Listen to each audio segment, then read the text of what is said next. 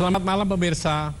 Dari sudut istana ini saya mencatat beberapa kali Presiden memimpin rapat kabinet terbatas membahas soal energi, khususnya soal listrik.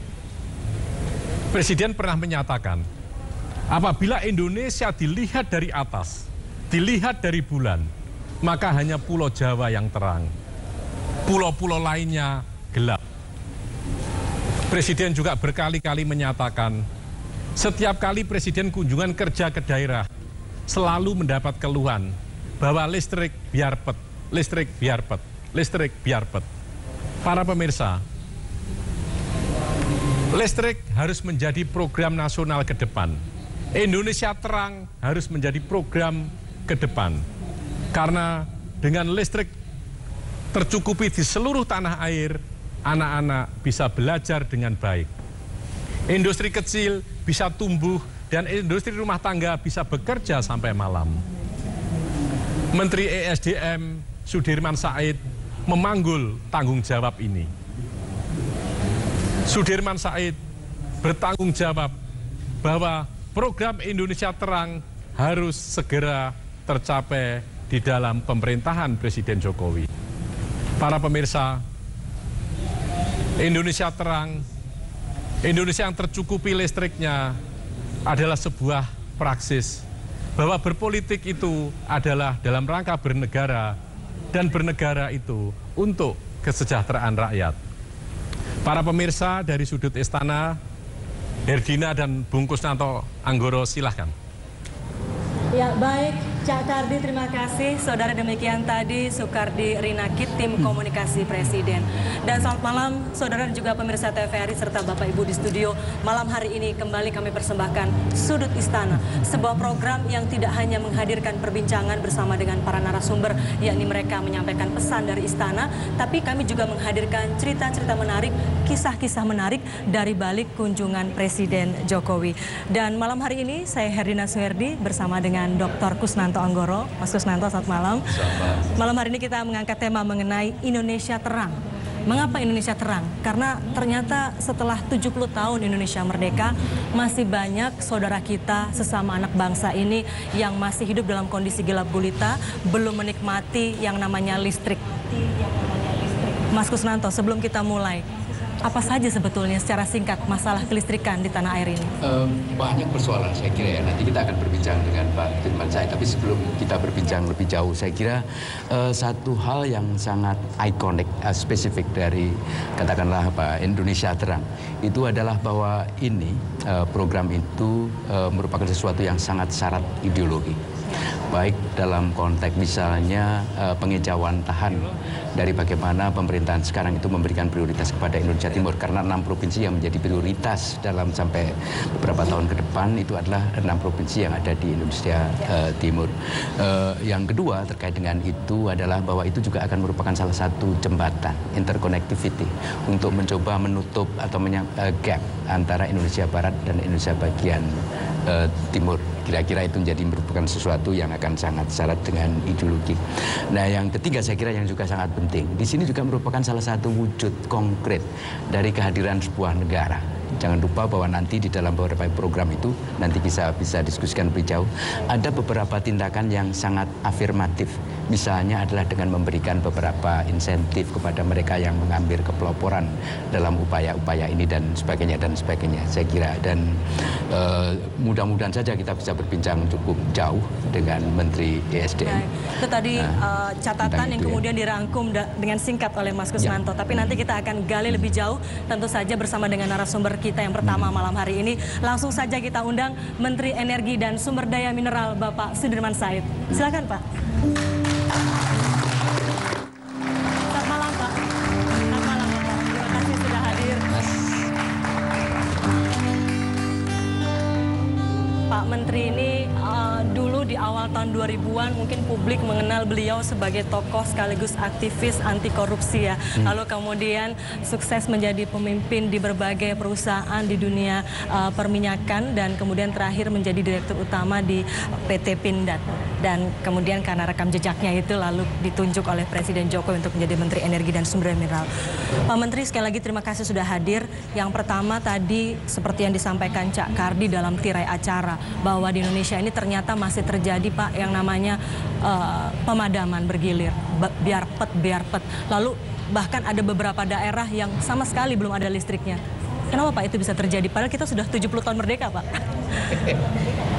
Selamat malam, hadirin sekalian. Selamat malam juga pemirsa. Menurut saya ini sebenarnya bukan sesuatu yang dramatis amat, karena memang betul 70 tahun merdeka, tetapi memang ada tempat-tempat tertentu yang sulit dijangkau karena letaknya di kepulauan terpencil atau remote area, kemudian letaknya di tempat-tempat yang tidak ada infrastruktur untuk membangun kelistrikan. Karena itu tadi yang dikatakan Dr. Kusnanto saya kira benar sekali bahwa ini urusan ideologi. Saya katakan kepada teman-teman di SDM, masalah yang sulit itu hanya bisa diselesaikan dengan idealisme, dan karena itu kita kembali pada cara terbaik menyelesaikan masalah. Dan menurut saya memang negara mesti hadir di tempat-tempat yang paling sulit, karena tempat yang mudah itu sudah dijangkau oleh korporasi gitu. Nah, dalam hal ini kita ke timur, karena timur memang secara market, secara corporate hitung-hitungan korporasi itu memang belum cukup menarik gitu. Nah, karena itu dari 90% elektrifikasi yang ingin kita jangkau pada akhir tahun ini menuju ke 98 pada tahun 2019, memang orientasinya ke tempat-tempat yang memang masih belum cukup menarik dari sisi korporasi. Jadi menutup keekonomian itu bagaimana? Karena kalau dihitung ini kan sulit sekali. Betul. Kalau dalam rancangan Renstra ESDM sendiri kan hanya disebut antara lain bahwa investasi dalam bidang itu padat ini, padat itu, mahal dan seterusnya itu. Ini. Jadi beberapa hal yang kita kerjakan, misalnya yang paling menjadi concern kan tarif listrik. Nah, perbedaan antara daerah yang sudah ekonomis dengan yang belum itu kan bisa ditutup dengan subsidi, dengan insentif berupa kemudahan, atau bagaimana caranya uang publik itu dipakai untuk proyek-proyek yang sifatnya pionir. Nah, di sana mungkin menjadi relevan yang disebut sebagai dana ketahanan energi.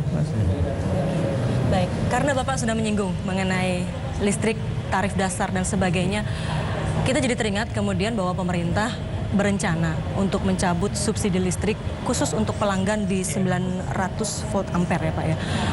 Namun hingga saat ini belum ada keputusan apakah itu memang akan dilakukan atau tidak. Bagaimana Pak perkembangan hingga saat ini?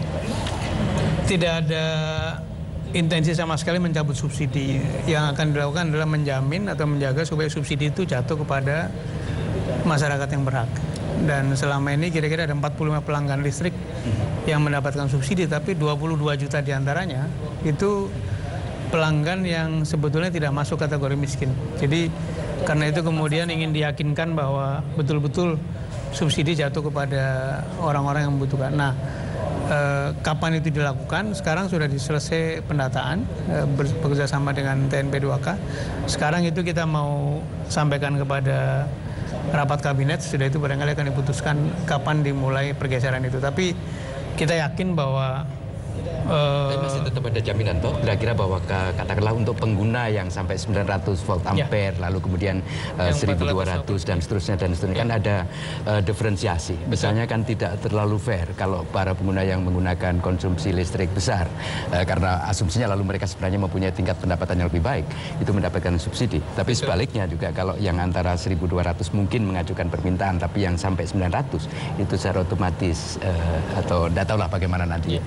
Yang akan terus disubsidi adalah yang pengguna 450 kVA dan itu akan konsisten dengan data penduduk yang dalam kategori miskin atau hampir miskin. Itu akan sama datanya dengan Kemensos maupun TNP 2K. Ya. Lalu kemudian banyak yang berharap Pak dengan adanya pencabutan subsidi ini atau pengalihan ini, lalu kemudian akan ada realokasi dari subsidi itu, kemudian nanti akan terjadi pemerataan listrik di seluruh tanah air. Mungkin itu tadi yang dimaksud ya Pak. Keadilan misalnya gitu. Ya.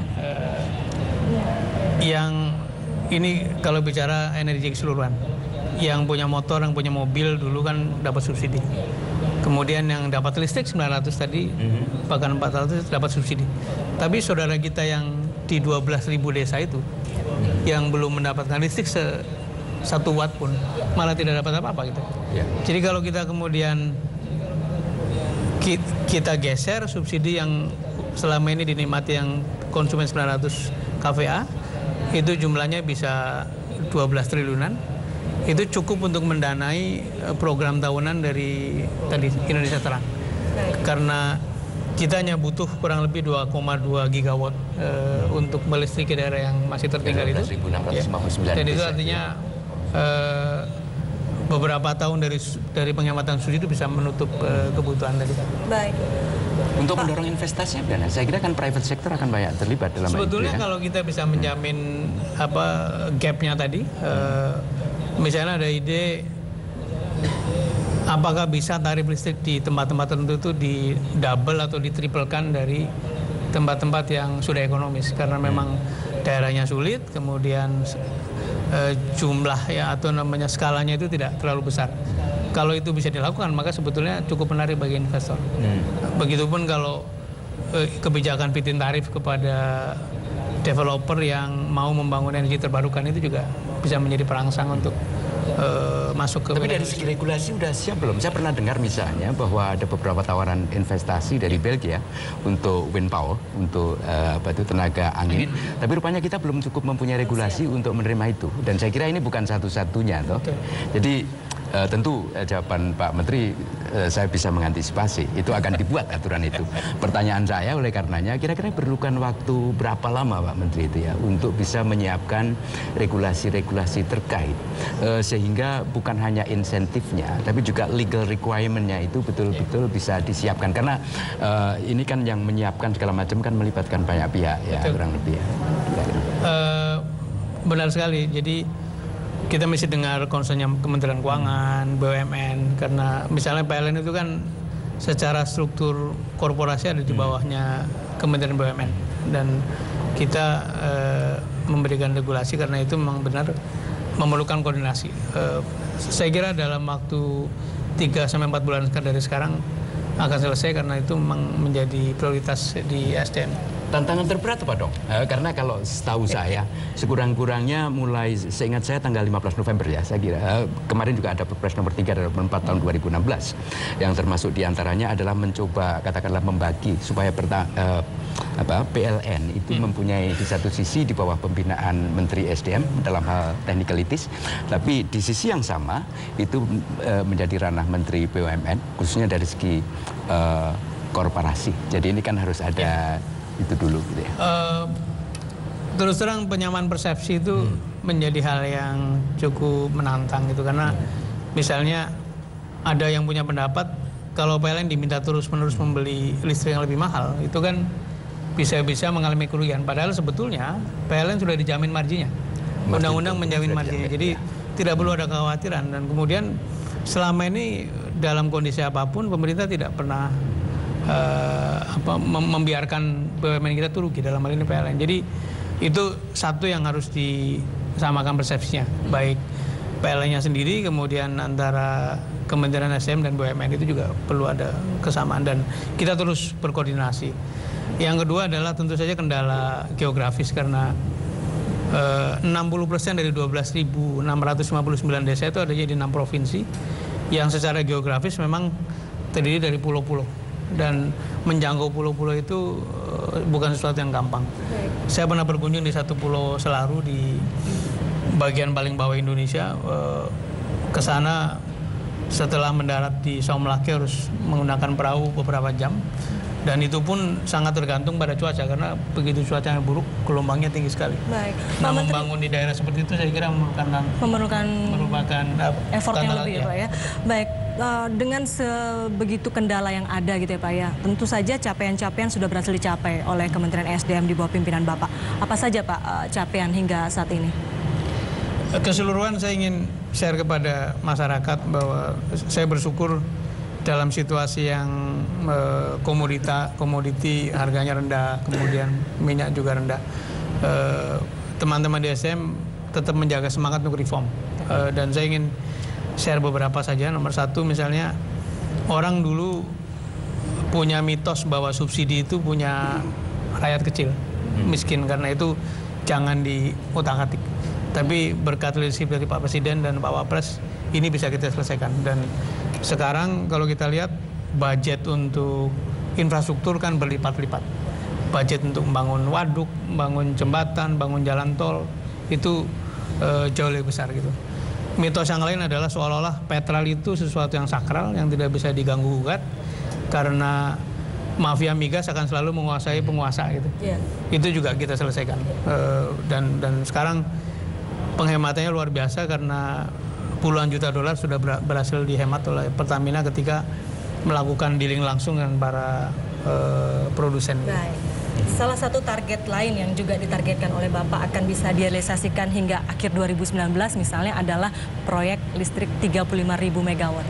Itu kita ingin tahu Pak, sampai sejauh mana kemudian perkembangannya. Tapi nanti boleh Bapak jawab nanti. Kita harus jeda terlebih dahulu, Mas Kusnanto. Dan saudara tetaplah bersama kami. Kami akan kembali saat lagi tetap di Sudut Istana.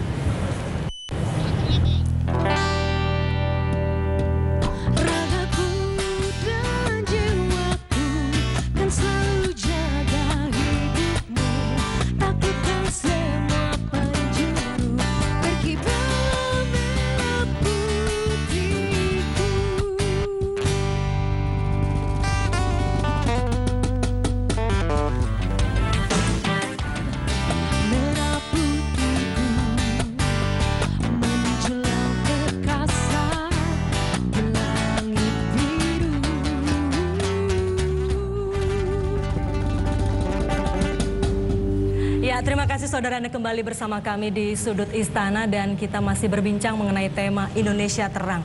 Pak Menteri, tadi sudah saya tanyakan sebelum jeda tapi saya ulang kembali pertanyaannya. Jadi salah satu target yang kemudian ditetapkan Bapak harus diselesaikan hingga akhir 2019 adalah merealisasikan 35.000 megawatt. Tapi kemudian ada informasi yang saya dengar bahwa PLN mengatakan hingga saat ini yang tercapai baru sekitar 1% Pak, atau sekitar 293 megawatt. Tanggapan Bapak? Sebetulnya tidak persis demikian. Jadi dari seluruh program itu yang kebetulan baru kemarin itu COD namanya. COD itu artinya sudah menyala, itu 200 megawatt. Tapi itu tidak bisa dikaitkan dengan keseluruhan program karena ada satu pipeline atau urutan-urutan proyek lah. Jadi kalau saya bisa sampaikan 10% dari 35.000 itu sudah dalam konstruksi dan tentu bangun listrik kan baru 3-4 tahun akan selesai gitu. Jadi 3.500 dalam konstruksi, 31% atau kurang lebih 10.000 itu sudah PPA, sudah berkontrak dengan PLN.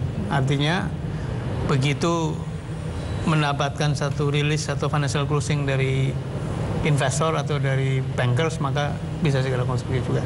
Jadi ini akan terus beriringan. Kemudian 36% masih dalam persiapan pelelangan. Artinya dari waktu ke waktu, dari bulan ke bulan akan ada pengumuman selesai. Jadi ini sudah 10% plus 36%, jadi ya betul. Sudah. Nah yang sama sekali masih belum tersentuh kira-kira 20%. Jadi dan itu kan memang 35.000 itu tidak berarti 2019 nyala semua. Selain masalah geografis Pak, tadi jadi kendala, apalagi apakah masalah pembebasan lahan misalnya atau ada masalah lain? Pembebasan lahan tentu menjadi tantangan klasik, tapi dengan Undang-Undang Nomor 2 Tahun 2012 harusnya itu bisa diselesaikan karena beberapa kasus termasuk Batang yang sangat lama tertunda juga sekarang sudah mulai persiapan konstruksi. Jadi dari waktu ke waktu saya kira memang kita belajar bagaimana menyelesaikan kendala-kendala, tapi saya sering ditanya apakah optimis. Nggak ada jalan lain kecuali harus optimis. Tinggal kita jalankan terus. Setiap waktu kalau ada kesempatan dievaluasi, dicari terobosan. Saya pernah ditanya oleh Presiden, apakah Anda yakin 35.000 bisa dicapai? Gitu. Itu tahun lalu lah. Saya menjawabnya bahwa Presiden ini program kan baru akan dijalankan. Jadi lebih baik kita fokus pada solusi, kemudian nanti dalam perjalanan di tengah barangkali kita coba evaluasi. Baik. Saya tertarik untuk melanjutkan itu. Saya kira ada conviction atau keyakinan yang besar paling tidak untuk berusaha terus. Ini asal usulnya dari mana? Dan karena kadang-kadang keyakinan seperti itu bukan merupakan sesuatu yang nempel begitu saja, tapi merupakan bagian panjang dari sebuah formating years. Saya menduga, dugaan kan boleh ya. Ini sesuatu yang terkait dengan katakanlah asal usul, mungkin dari mana berada di dalam medan pendidikan seperti apa dibesarkan, lalu pengalaman-pengalaman apa dan sebagainya dan sebagainya. Selain juga saya kira medan laga itu memainkan peranan penting. Saya ingat, koreksi lah kalau salah, setahu saya tanggal 15 November itu ada WhatsApp yang underline Pak Menteri menulis bahwa di dalam konteks saya maka merobohkan benteng batin, itu artinya adalah menyelesaikan semua persoalan yang terkait dengan rente. Kira-kira itu economic rente itu ya kira-kira. Masih optimis tentang itu? Jadi pertanyaan saya itu yang pertama, dari mana itu muncul dan optimisme itu sendiri. Listrik tidak lepas dari cerita-cerita perburuan rente pada masa lalu, karena 10.000 megawatt yang disebut sebagai program pertama dulu itu hanya selesai 3.000-an gitu. 7.000 itu masih harus kita kerjakan sekarang. Kenapa? Karena banyak sekali di antara para IPP yang mendapatkan kontrak itu tidak selesai dengan baik, dan celakanya ketika ditegur lebih galak mereka daripada PLN, karena biasanya terkait dengan para pemangku kepentingan politik. Nah, ini pelajaran ini kemudian kita coba terapkan.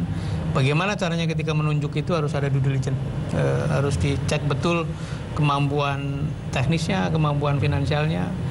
Jangan sampai ada cerita-cerita di masa lalu. Mengenai keyakinan tadi, saya kira memang secara natural tugas-tugas di SDM itu urusannya rata-rata banyak begini nih, Mas. Jadi ya sudah, kita harus yakin saja, dan kalau tidak ada keyakinan seperti itu mungkin akan sulit juga menggerakkan teman-teman di dalam maupun stakeholders yang lain gitu. Baik Pak Menteri, ini ada arahan misalnya dari Presiden beberapa waktu yang lalu gitu ya, yang menginginkan agar tren kenaikan harga yang terjadi di saat bulan puasa ataupun menjelang Lebaran itu kalau bisa ditiadakan gitu. Lalu ada harga-harga yang berada di bawah Kementerian SDM, misalnya tadi tarif listrik dan juga kebijakan harga BBM. Bagaimana Kementerian SDM menyikapi hal ini Pak untuk meredam gejolak harga? Kalau BBM kebetulan kan April kita baru melakukan peninjauan harga, dan harga setiap 3 bulan kali ditinjau. Jadi artinya Juni ini belum akan ditinjau lagi ya? Dan pada waktu April kita putuskan harga baru, maka kita sudah berhitung agar bulan Juni Juli itu tidak ada perubahan. Dan rasanya itu sedikit banyak menyumbang untuk menekan inflasi. Nah, listrik ada dua sisi ini. Satu yang subsidi tadi, subsidi tentu saja kita jaga harganya. Tapi yang non subsidi akan berlaku tarif adjustment yang otomatis, dan saya kira kecil sekali perubahannya, jadi harusnya tidak akan juga mempengaruhi secara signifikan dari urusan-urusan kebutuhan hidup masyarakat. Tapi di sektor energi kita akan jaga untuk seminimal mungkin menimbulkan dampak inflasi. Baik. Target tahun 2015 kira-kira tercapai, misalnya dari pembiayaan 441 miliar kali. Tapi kan keadaan ekonomi kita dalam beberapa bulan ke depan itu tidak terlalu promising lah. Misalnya karena perubahan di tingkat internasional maupun kemudian ada APBNP beberapa bulan lagi yang kira-kira baru bisa disusun. Tapi ketika beberapa harapan untuk mendapatkan tambahan itu kira-kira belum bisa keluar. Nah, ini gimana gitu? Bicara target ada dua sisi, Mas. Satu APBN kita kan, baik dari segi penerimaan maupun pengeluaran. Tentu saja dari segi penerimaan, karena harga minyak rendah, harga komoditi juga drop, sudah pasti tidak akan tercapai, dan kita berpikir 50-60% dari target sudah cukup realistis. Kemudian dari segi spending, dari segi expenditure, kebetulan tahun 2016 ini kita menyiapkan APBN 7 bulan lebih maju daripada tahun-tahun sebelumnya. Jadi sejak November kita sudah selesai tender, dan insya Allah pada akhir tahun 2016 ini kita bisa mencapai serapan jauh lebih baik daripada tahun-tahun lalu. Nah, yang kedua dari investasi. Investasi juga tentu saja terpengaruh karena suasana pelambatan ekonomi dan sebagainya. Jadi kita memang harus menghadapi realitas yang demikian, dan ya sudah, caranya tetap menjaga supaya apa yang ada itu kita bisa kelola dengan baik. Baik, artinya optimisme dan keyakinan itu terus dibangun gitu ya. Tapi tadi saya tertarik juga Mas Kusnanto bahwa ternyata di balik sikap optimis, kuat, tegar ini ada sosok yang menguatkan gitu ya. Ada cerita apa tuh Pak di balik nasi tumpeng? Yang saya dengar sosok salah satu yang menguat adalah peran ibu. Bisa cerita soal itu Pak? Iya, Ibu almarhum, kebetulan kami ditinggal orang tua, ayah itu waktu saya kelas 4 SD, jadi saya nomor 2 dan paling kecil itu masih 3 bulan. Ya. Dan almarhum ibu itu ya orang desa, tidak punya pendidikan, tapi sejak awal beliau mengatakan anak-anak saya mesti sekolah, dan saya kira pendidikan itu yang bisa kemudian mengangkat harkat kita ya, kita lebih melek, kemudian lebih punya kesempatan untuk berkontribusi. Dan cerita nasi tumpeng yang pernah saya tulis, kebetulan itu ditulis tahun 2013, ada acara Hari Ibu, kawan-kawan meminta tulisan mengenai ibu, saya tulis itu adalah simbol bahwa memang orang tua kita ini, ibu ini, apapun yang terjadi yang dipikirkan adalah anak-anaknya gitu. Yeah. Dan saya kira itu menjadi betul menjadi penguat dalam perjalanan hidup saya gitu. Bicara soal tulisan Pak Menteri, ini saya pernah membaca tulisan beliau ketika mengunjungi sebuah daerah di Papua Barat ya Pak ya, di Maibrat. Tulisannya begitu mengalir, enak dibaca, dan pasti ada cerita di balik itu. Bagaimana kemudian Bapak bisa memiliki kemampuan atau talenta menulis gitu, apa backgroundnya, kemudian mengapa di setiap kunjungan ke daerah Bapak kemudian menuliskan kisah-kisah tersebut dalam sebuah tulisan. Waktu sekolah dulu saya di kampus ngurus majalah kampus kebetulan, kemudian mau tidak mau menulis lah. Kemudian pada waktu kuliah di Amerika kebetulan saya menjadi koresponden majalah Tempo, tiap minggu dipaksa menulis juga. Nah, kenapa kemudian sekarang kalau keliling itu menyempatkan menulis, karena kan perjalanan jauh, suka istirahat, suka menunggu, jadi sambil menunggu ya nulis lah, nulis pendek gitu, dan saya ngerasa banyak sekali aspek yang bisa diangkat dari cerita-cerita di lapangan, karena tadi misalnya kesulitan itu luar biasa bagi saudara-saudara kita yang ada di timur sana gitu, dan atau di Nias itu contoh yang sangat menarik, karena dari Medan mesti terbang kira-kira 1 jam dan tidak ada jalan lain kecuali terbang, dan kapal laut pun kalau gelombang tinggi menjadi sulit. Tapi kadang-kadang kita yang di Jakarta itu tidak membayangkan bahwa mereka sesulit itu. Bahwa itu terjadi. Betul. Gitu ya Pak ya, di belahan misalnya seorang wakil gubernur yang menemani saya di Maibrat tuh, kita jalan di tempat yang jauh sekali dari perkampungan.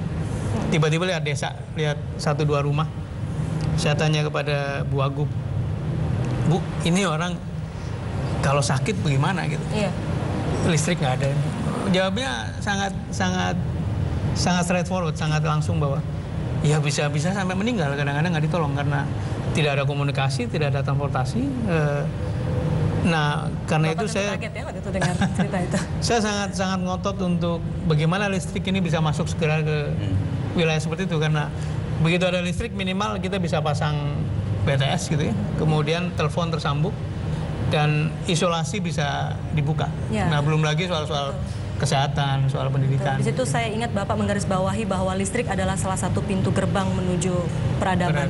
Iya. Ya, tapi ini tugas berat saya kira, karena saya tidak yakin kalau itu bisa diselesaikan hanya oleh seorang menteri ESDM. Misalnya tadi soal katakanlah kasus Nias, itu kan mencerminkan sesuatu bahwa banyak hal yang seharusnya mulai berpikir untuk semacam regionalization. Kan?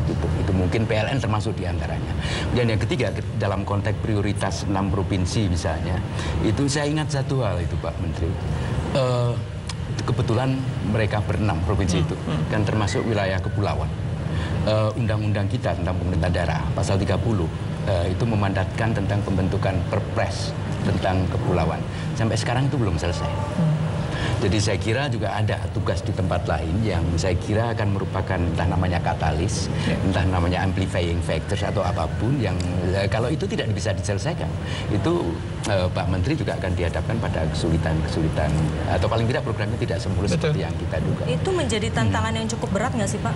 Tantangan dari saya kira koordinasi menjadi kata kunci ya. Dan tadi kebetulan kami rapat di Dewan Energi Nasional, antara lain memberikan satu pesan bahwa tidak mungkin SDM menyelesaikannya sendiri. Dan misalnya dalam urusan listrik desa tadi, kebetulan ini dana desa kan makin tahun makin naik. Ya. Apakah bisa misalnya sebagian dana desa itu bisa karena kan mandatnya untuk infrastruktur terutama. Ya. Apakah bisa diambil sebagian untuk mempercepat listrikan, karena APB-nya Kementerian SDM itu kecil saja, tidak banyak-banyak, hanya tahun ini hanya dapat 9 triliun. Sementara tadi kebutuhannya begitu. Kemudian yang kedua tadi soal regulasi, soal kewenangan itu juga menjadi penting.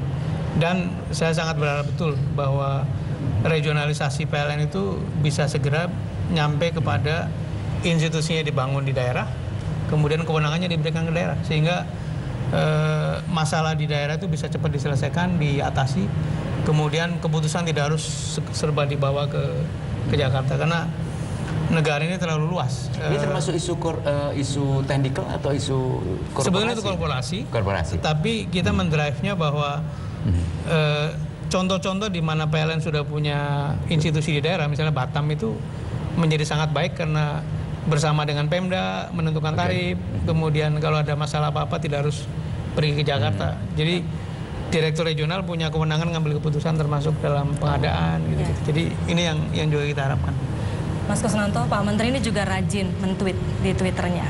Dan ada juga kita pernah waktu itu udah lama enggak ya, tapi ada satu yang terakhir yang saya baca, misalnya di situ Pak Menteri mengatakan air laut dan udara pantai itu menyegarkan, tapi bagi yang kakinya luka air laut terasa perih.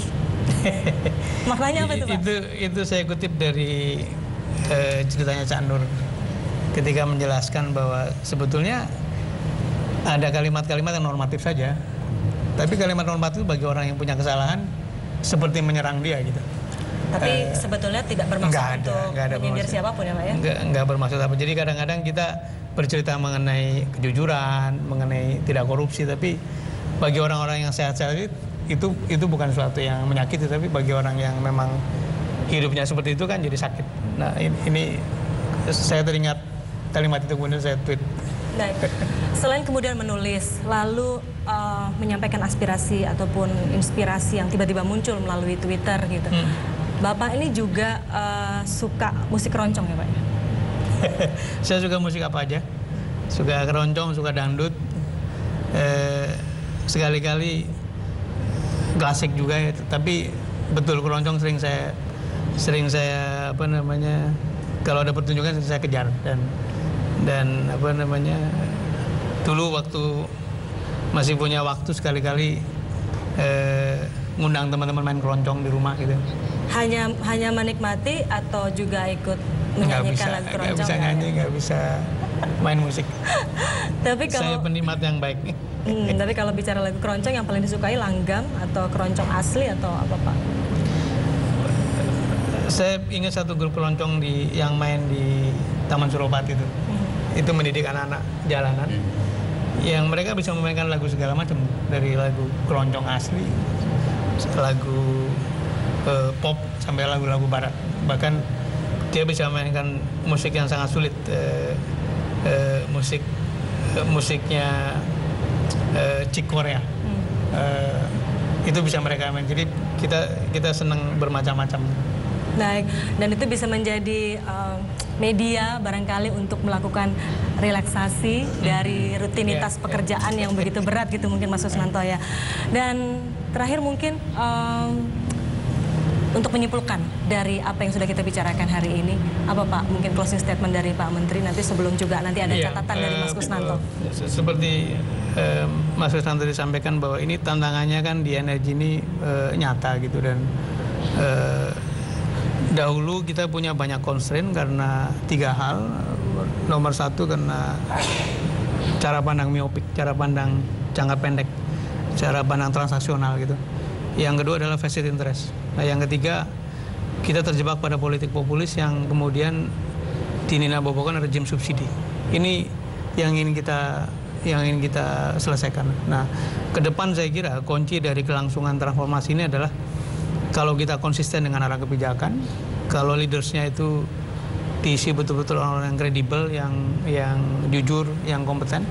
Kemudian secara teknis kita punya orang-orang yang memang punya kapasitas. Kalau 3 ini ada, insya Allah, apalagi kalau ada konsistensi arah kebijakan, rasanya sesulit apapun akan kita bisa selesaikan. Ya Pak Menteri ya.